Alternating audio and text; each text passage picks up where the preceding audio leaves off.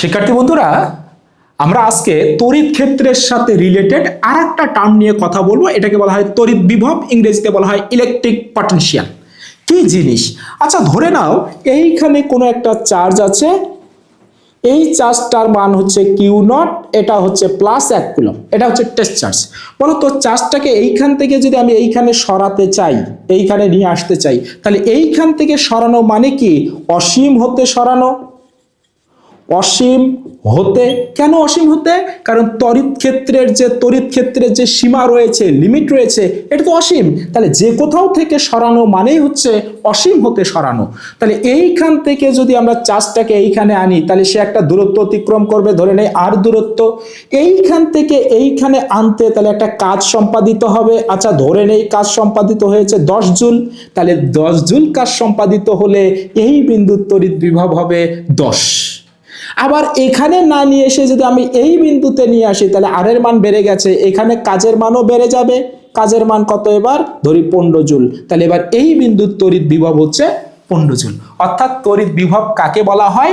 অসীম হতে 1 কুলম্ব ধনাত্মক চার্জকে তড়িৎ ক্ষেত্রের কোনো বিন্দুতে সরাতে বা আনতে যে পরিমাণ কাজ করতে হয়, এই কাজের মানকে বলা হবে ওই বিন্দুর তড়িৎ বিভব। যেহেতু আমরা সংজ্ঞা পেয়ে গেছি, আমরা ম্যাথমেটিক্যাল টার্ম বানিয়ে নিতে পারি। তড়িৎ বিভবকে প্রকাশ করা হবে বড় হাতের ভি দ্বারা। তাহলে বলো তো ভি ইজ ইকুয়াল টু, আমরা আবার সংখ্যাটা দেই, যার মান 1 একক হবে সেটা নিচে হবে, আর যে পরিমাণ ঘটনা ঘটবে সেটা উপরে হবে। অসীম হতে 1 কুলম্ব ধনাত্মক চার্জকে, তাহলে 1 কুলম্ব 1, তাহলে এটা কার মান? কিউ নটের মান, তাহলে নিচে হবে কিউ নট।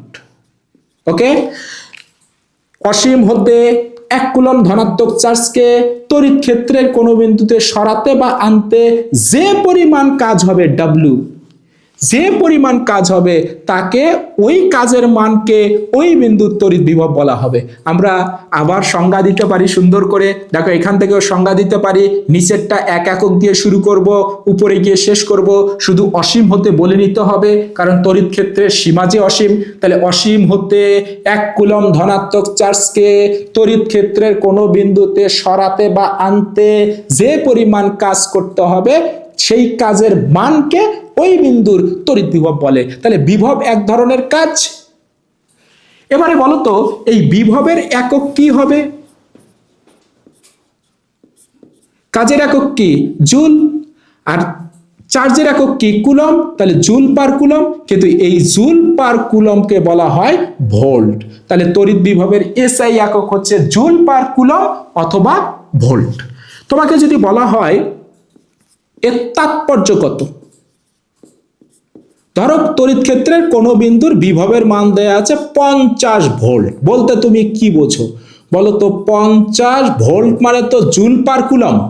ওকে, তাহলে উপরে হবে 50 জুল, নিচে হবে আমার 1 কুলম্ব। তাহলে কোন বিন্দুর তড়িৎ বিভবের মান 50 ভোল্ট বলতে আমি বুঝবো তড়িৎ ক্ষেত্রের অসীম হতে, আবার বলছি, তড়িৎ ক্ষেত্রের কোন বিন্দুর বিভব 50 ভোল্ট বলতে আমি বুঝি অসীম হতে 1 কুলম্ব ধনাত্মক চার্জকে তড়িৎ ক্ষেত্রের ওই বিন্দুতে সরাতে 50 জুল কাজ সম্পাদিত হবে বা 50 জুল কাজ করতে হবে।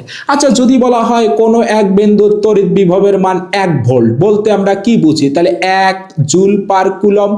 তাহলে উপরে হবে 1 জুল, নিচে হবে 1 কুলম্ব। অর্থাৎ 1 ভোল্ট বলতে বোঝায় অসীম হতে 1 কুলম্ব ধনাত্মক চার্জকে তড়িৎ ক্ষেত্রের ওই বিন্দুতে আনতে 1 জুল কাজ সম্পাদিত হবে। একে আমরা 1 ভোল্ট বলবো।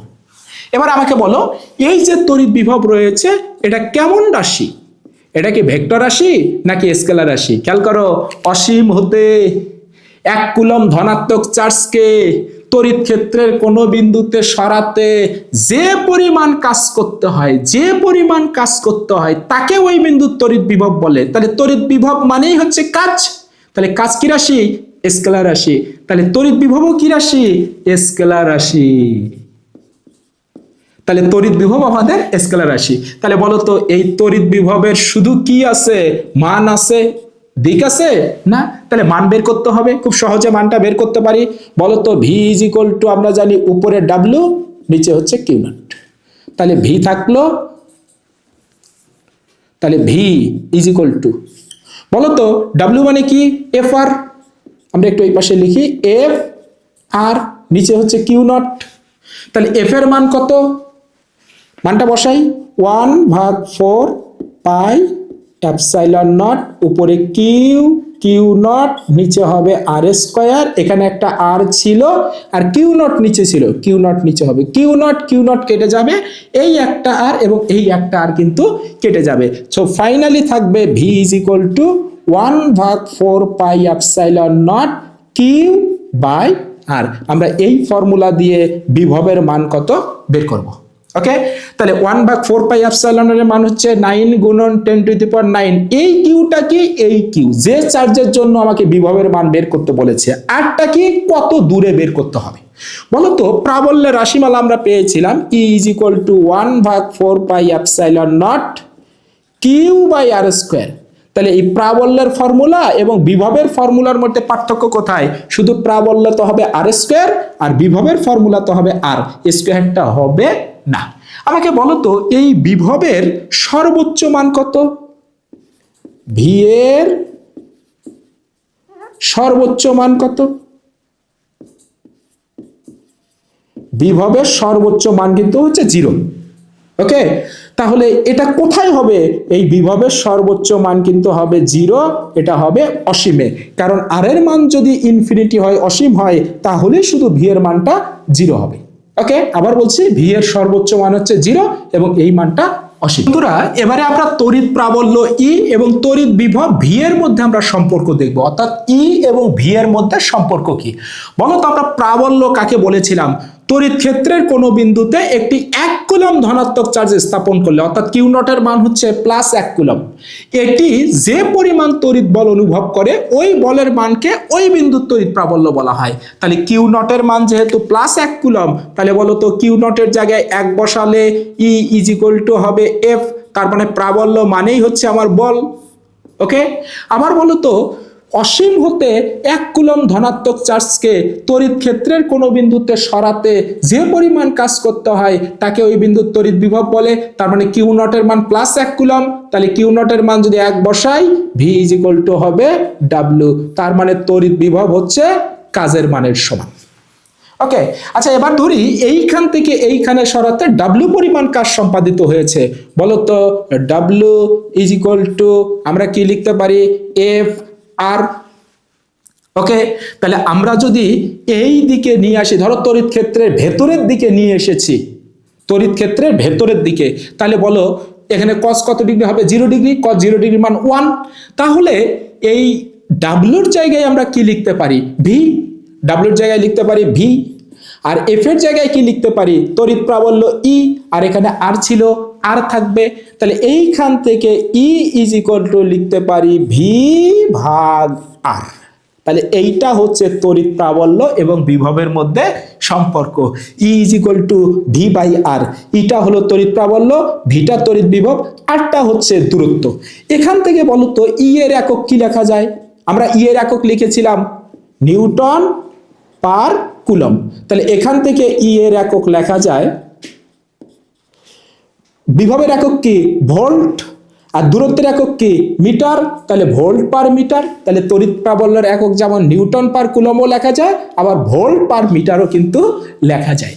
এবার খেয়াল করো তো এই আর এর মানটা যদি খুবই ক্ষুদ্র হয়, অর্থাৎ আর যদি ক্ষুদ্রাতি ক্ষুদ্র হয়, ক্ষুদ্রাতি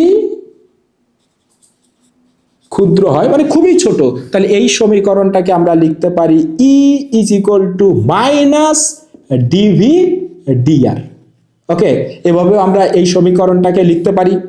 আচ্ছা বলো তো আমাকে এই ডিভি ডিআর, ডি ডিআর বলো তো এইটা হলো ডিফারেন্সিয়েশন কার সাপেক্ষে, আর এর সাপেক্ষে।